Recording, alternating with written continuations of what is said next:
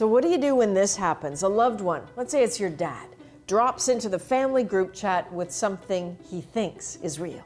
So what do you do with this? Do you ignore it? Do you call him out, saying how ridiculous you think this is? If you do that to your dad, you've actually shamed him. Conspiracies can be just as infectious, just as dangerous as a virus, so you have to guard against them.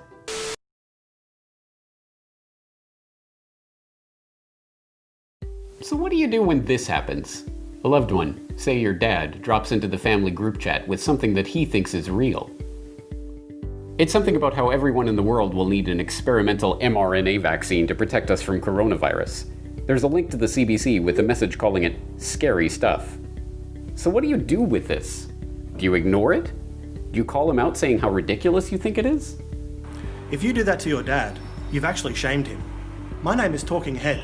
I'm the worldwide director of prestigious sounding front organisation, which gives an air of legitimacy to a random person telling you how to think and act. What happens is that your dad doubles down on his view and dismisses what you're saying. So hold back on all that reactive talk. Maybe try something like this. Yeah, these are scary times. We're all a bit afraid, but let's be careful. What you're sharing is inaccurate, and it feeds into that fear that we all feel. Everybody's anxiety is so heightened right now. People are sharing this stuff not for any malicious reasons, but because they're scared too. Sending more context could be a good move, but don't drown them in evidence.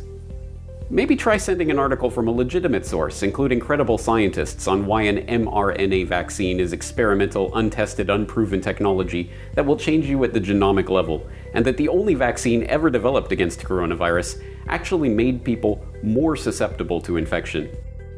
Mainstream media narratives can be just as infectious as any coronavirus, so you need to guard against them.